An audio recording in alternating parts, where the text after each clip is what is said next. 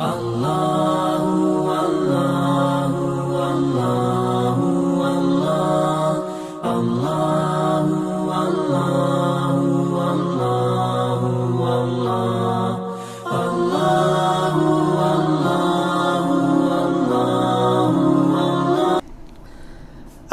علیکم ورحمۃ اللہ وبرکاتہ۔ ناظرین، آج کی اس ویڈیو کی پیشکشی کے موقع پر میں آپ سب کا تہہ دل سے استقبال کرتا ہوں۔ آج کا موضوع ہے من القرآن الکریم، یعنی قرآن کریم کی آیات آج زیر درس ہے۔ قرآن کے پارے پارے میں ایمان و عمل کا نعرہ ہے۔ قرآن کے پارے پارے میں ایمان و عمل کا نعرہ ہے۔ ایمان و عمل تو دور ہوا، قرآن کی تلاوت بھول گئے۔ شاعر نے کیا ہی خوب کہا ہے، صدیوں کی جہالت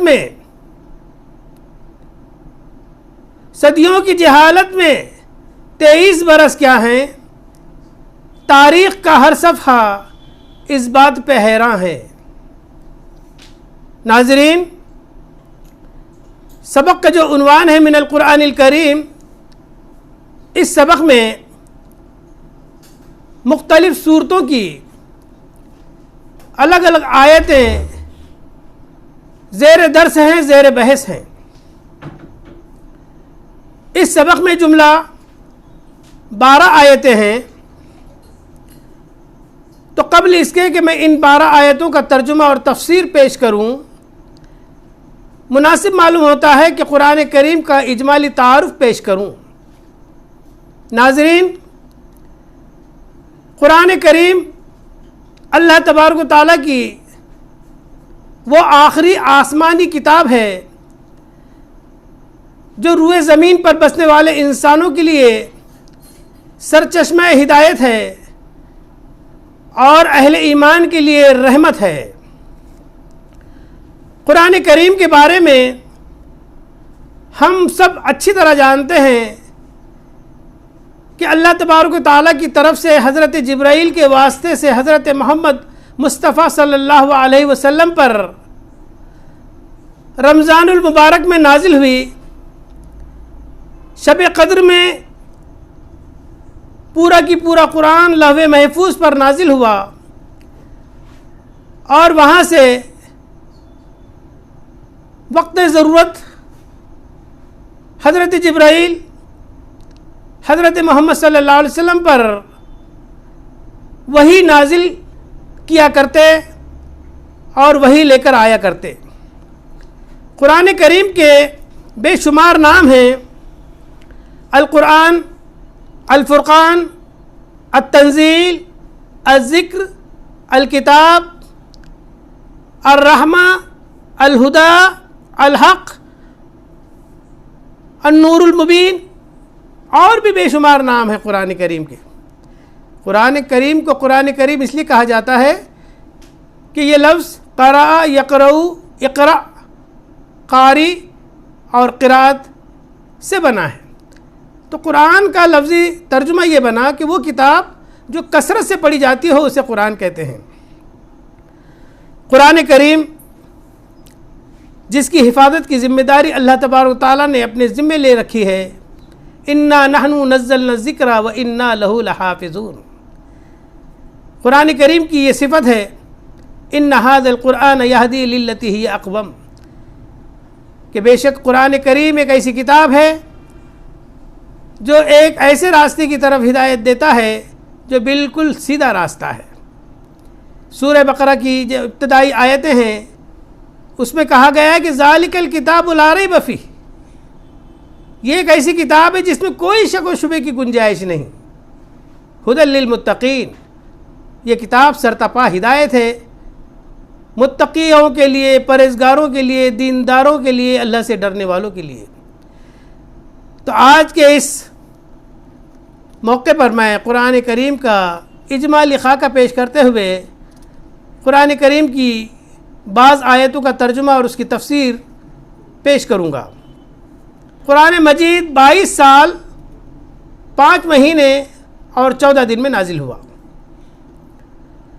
مکہ مکرمہ میں 86 صورتیں نازل ہوئیں اور مدینہ منورہ میں 28 صورتیں نازل ہوئیں۔ جملت صورتوں کی تعداد ہے 114۔ اسی طریقے سے 540 رکوع ہیں، 6666 آیتیں ہیں اور کلمات کی تعداد 86,430 بنتی ہے اور جملہ حروف کی تعداد 3,23,760 بنتی ہے۔ اسی طریقے سے قرآن کریم میں جملہ زبر کی تعداد اگر ہم بیان کریں تو 53,243 ہوتی ہے اور زیر کی تعداد 39,582 بنتی ہے، جبکہ پیش کی تعداد 8,804 معلوم ہوتی ہے۔ قرآن کریم میں جملہ تجدید کی تعداد، مد کی تعداد، نقطوں کی تعداد بھی ہم بتا سکتے ہیں۔ مد کی تعداد ہے 1771 اور تجدید کی تعداد ہے 1243 اور جملہ نقطوں کی تعداد 1,05,681۔ جیسا کہ میں نے ابتدائی میں بتایا تھا کہ 6,666 آیتیں ہیں۔ حضرت عائشہ صدیقہ رضی اللہ تعالی عنہ نے آیتوں کی تعداد بیان کی، یہاں تک کہ آیات وعدہ، آیت وعید، آیت قصص، آیت امثال، آیت امر، آیت نہیں، ان سب آیتوں کی تعداد 1,000 ہے۔ اس طرح جملہ 6,000 ہو گئی۔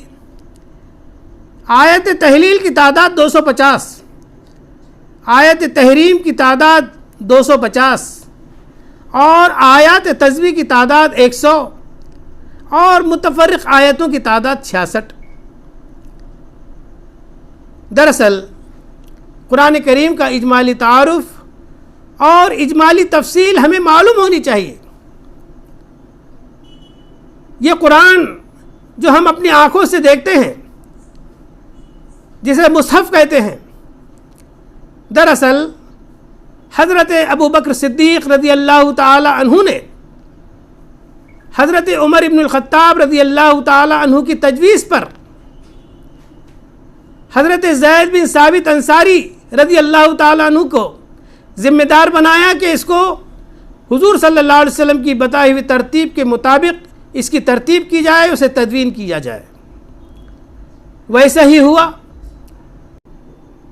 حضرت عمر ابن الخطاب رضی اللہ تعالی عنہ کے انتقال کے بعد یہ مصحف ام المومنین حضرت حفصہ بنت عمر ابن الخطاب رضی اللہ تعالی عنہ کے پاس رہا۔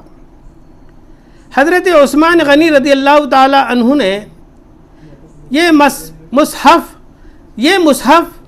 حضرت حفصہ سے منگوایا اور اس کی کئی جلدیں بنائی اور سارے عالم اسلام میں اسے عام کیا اور ایک نسخہ اپنے پاس بھی رکھا۔ بہرحال یہ مختصر سا تعارف تھا قرآن کریم کا، اور قرآن کریم کے بارے میں ہمیں اور کچھ معلومات ہونی چاہیے کہ سب سے پہلی آیتیں سورہ علق کی ابتدائی 5 آیتیں ہیں جو 17 رمضان المبارک سب سے پہلی آیتیں جو قرآن کریم کی سورہ علق کی ابتدائی 5 آیتیں ہیں جو 17 رمضان सन 610 ईस्वी में नाजिल हुई। इक़रा बिस्मि रब्बिकल लज़ी खलक़ खलक़ल इंसान मिन अलक़ इक़रा व रब्बुकल अकरम अल्लज़ी अल्लम बिल क़लम अल्लमल इंसान मा लम यअलम। और सबसे आखिरी आयत अल यौम अकमलतु लकुम दीनकुम व अतममतु अलैकुम नेमती व रज़ीतु लकुमुल इस्लाम दीना।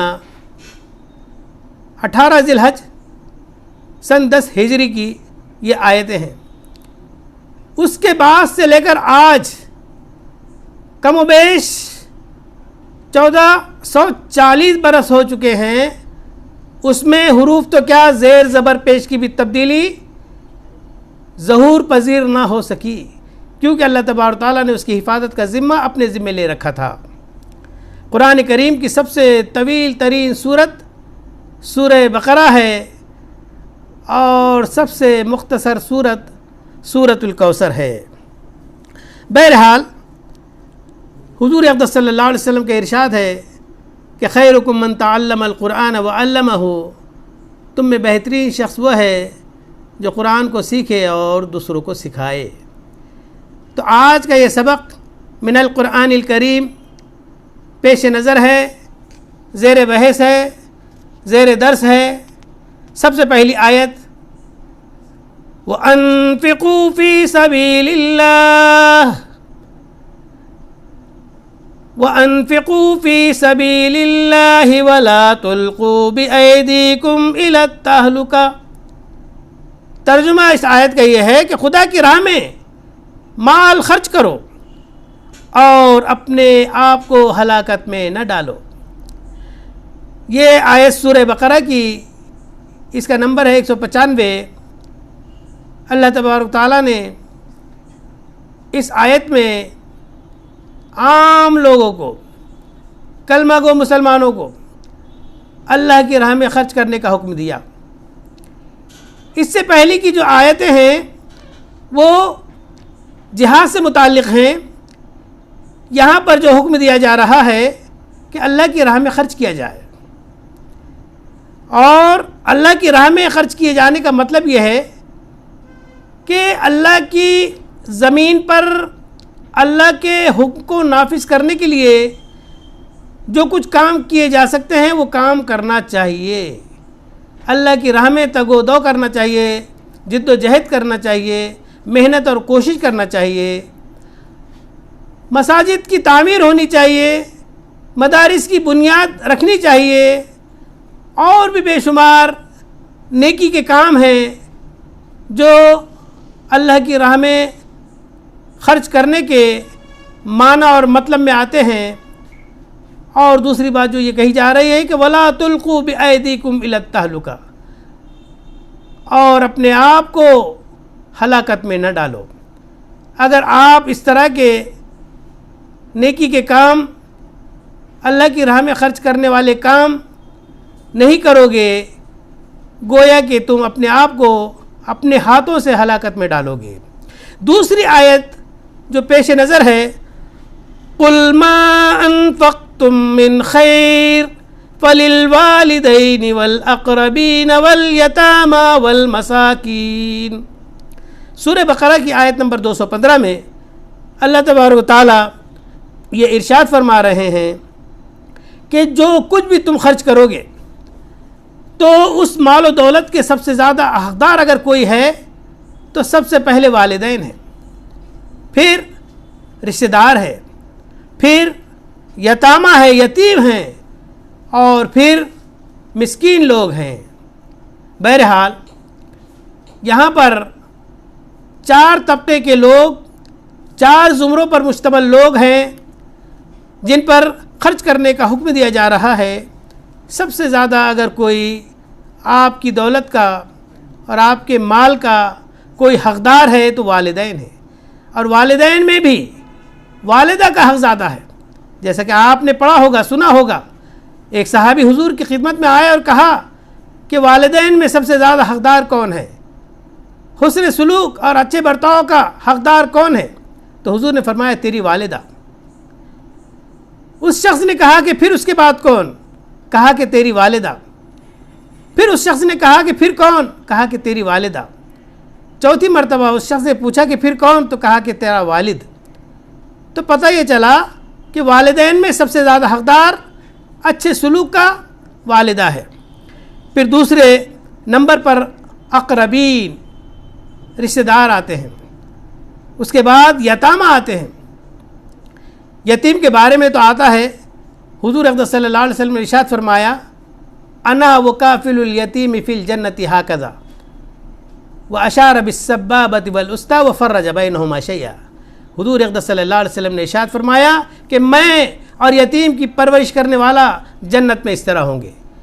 آپ نے شہادت کی انگلی اور بیچ کی انگلی کو ملا کر اشارہ فرمایا کہ یتیم کی پرورش کرنے والا اور میں جنت میں اس طرح ہوں گے، یعنی جس طرح یہ دو انگلیاں قریب قریب ہیں، یتیم کی پرورش کرنے والا بھی جنت میں حضور صلی اللہ علیہ وسلم کے قریب ہوگا۔ تیسری آیت میں اللہ تبارک و تعالیٰ یہ بات ارشاد فرما رہے ہیں کہ ان اللہ یحب التوابین ویحب المتطہرین، بے شک اللہ تبارک و تعالیٰ توبہ کرنے والوں کو پسند کرتے ہیں اور پاک صاف رہنے والوں کو پسند کرتے ہیں۔ یہاں پر جو لفظ توابین، تواب کی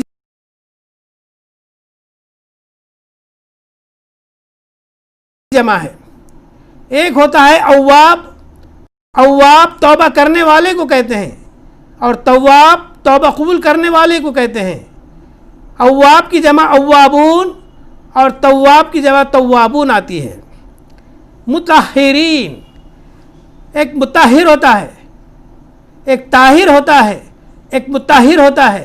مطہر کی جمع مطہرین، پاکیزہ اور صاف رہنے والوں کو مطہرین کہتے ہیں۔ اور آپ نے حدیث پڑھی ہوگی، سنی ہوگی، الطہور شطر الایمان، کہ پاکی آدھا ایمان ہے۔ چوتھی آیت وَتِلْكَ الْأَيَّامُ نُدَاوِلُهَا بَيْنَ النَّاسِ، کہ یہ دن ہیں کہ ہم ان کو لوگوں میں عدلتے رہتے ہیں، بدلتے رہتے ہیں۔ مطلب زمانہ یکساں نہیں رہتا ہے، کبھی دھوپ ہے تو کبھی چھاؤں ہے، کبھی دکھ ہے تو کبھی سکھ ہے، کبھی عروج ہے تو کبھی زوال ہے۔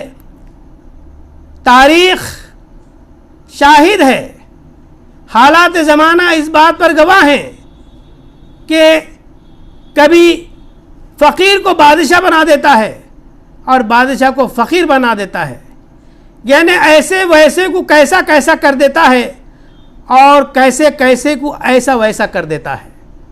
یہ اللہ تبارک تعالیٰ کا نظام ہے، دستور ہے۔ اللہ تبارک تعالیٰ نے نعمتوں سے نوازا ہے تو اس کا شکر گزار ہونا چاہیے، تکبر اور گھمنڈ سے بچنا چاہیے کہ اللہ تبارک تعالیٰ کبھی بھی تکبر کرنے والے اور گھمنڈ کرنے والوں کو پسند نہیں کرتے۔ پانچویں آیت میں اللہ تبارک تعالیٰ ارشاد فرما رہے ہیں کہ ان اللہ یامرکم ان تؤدوا الامانات الی اہلہا، بے شک اللہ تبارک تعالیٰ تمہیں حکم دیتے ہیں اس بات کا کہ تم ادا کر دیا کرو امانتوں کو امانت والوں تک۔ تو امانت خیانت کی ضد ہے، اور منافقوں کی علامتیں بتائی گئی ہے کہ منافقوں کی 3 علامتیں ہیں۔ آیت المنافق ثلاث، منافق کی 3 علامتیں ہیں۔ اذا حدث کذب، جب بھی وہ بات کرتا ہے تو جھوٹ بولتا ہے۔ وَإِذَا وَعَدَ أَخْلَفَ، جب بھی وعدہ کرتا ہے وعدہ خلافی کرتا ہے۔ وَإِذَا اؤْتُمِنَ خَانَ، اور جب بھی اسے پاس امانت رکھی جاتی ہے تو خیانت کرتا ہے۔ تو یہاں پر اس آیت سے اسی بات کا سبق ہمیں لینا چاہیے کہ اہل امانت کو، جن کی امانتیں ہیں ان کو ادا کر دینا چاہیے۔ اللہ تبارک تعالیٰ اس آیت میں امانتوں کے ادا کرنے کا حکم دیتے ہیں۔ آج کے اس ویڈیو میں بس اتنا ہی، 5 آیتیں ہیں، باقی کی 7 آیتیں انشاءاللہ اگلی ویڈیو میں پیش کی جائے گی۔ امید کرتا ہوں کہ اس ویڈیو کے ذریعے سے آپ کو من القرآن الکریم کا جو سبق ہے وہ آپ کو سمجھ میں آیا ہوگا۔ اس میں ترجمے کے علاوہ آپ کو جو چیزیں یاد رکھنی ہیں، پڑھنی ہیں اور سمجھنی ہیں وہ یہ ہے کہ اس میں دیکھا جائے کہ لفظ مشکل کون سا ہے۔ اگر مشکل لفظ ہے تو اس کے معنی معلوم ہونی چاہیے۔ اگر فعل ہے تو فعل معلوم ہونا چاہیے کہ کون سا فعل ہے، فعل ماضی ہے یا فعل مضارع ہے یا فعل امر ہے، کیونکہ امتحانی نقطہ نظر اور امتحان کے پیٹرن کے مطابق افعال دیے جاتے ہیں ماضی کے اور بنانے پڑتے ہیں مضارع، افعال دیے جاتے ہیں مضارع کے اور بنانے پڑتے ہیں افعال امر، اسی طرح الفاظ دیے جاتے ہیں اس کی ضد لکھنی پڑتی ہے، الفاظ دیے جاتے ہیں اس کے مترادفات یعنی ہم معنی الفاظ لکھے جاتے ہیں۔ تو ان ساری باتوں کے پیش نظر میں سب سے پہلے چند الفاظ کی تفسیر کروں گا۔ سبیل کے میں نے راستہ، انفقو یہ فعل امر کا تیسرا جملہ ہے، انفقا ینفقو خرچ کرنا، انفقا فعل ماضی، ینفقو فعل مضارع، انفق فعل امر۔ جیسا کہ آپ جانتے ہیں کہ فعل امر کی 6 صیغے آتے ہیں، انفق، انفقا، انفقو، انفقی، انفقا، انفقنا۔ تو یہاں پر فعل امر کا یہ تیسرا جملہ ہے۔ بِأَيْدِيكُمْ لفظ ایدی یدن کی جمع ہے، یدن کے معنی ہاتھ کے آتے ہیں۔ دوسری آیت میں قُلْ مَا أَنفَقْتُمْ، قُلْ یعنی کہہ دو، یہ لفظ قَالَ یقولُ کا فعل امر ہے۔ قَالَ اس نے کہا، یقول وہ کہتا ہے، قل تم کہہ دو، ما انفقتم جو کچھ تم خرچ کرو گے، من خیرن روپئے پیسے سے، مال و دولت سے، فللوالدین والدین کو حق پہنچتا ہے پہلا، والاقربین اقرب کی جمع اقربین، یتامہ یتیم کی جمع اور مساکین مسکین کی جمع۔ اور تیسری آیت میں تو بتا چکا ہوں کہ تواب واحد ہے، توابین جمع ہے، مطہر واحد ہے، مطہرین اس کی جمع ہے۔ اور چوتھی آیت میں ایام یومن کی جمع ہے جسے دن کے معنی میں لیا جاتا ہے، ناس کے معنی لوگ۔ اور پانچویں آیت میں امرا یامرو کہتے ہیں حکم دینا، امرا فعل ماضی، یامرو فعل مضارع، ود ادا یؤدی ادا کرنا، امانات جمع ہے امانتن کی۔ امید ہے آج کے حد تک اتنا سبق کافی ہوگا۔ انشاءاللہ اگلی ویڈیو میں باقی کی 7 آیت پیش کی جائے گی۔ تب تک کے لیے اجازت، اللہ حافظ، فی امان اللہ، السلام علیکم ورحمۃ اللہ وبرکاتہ۔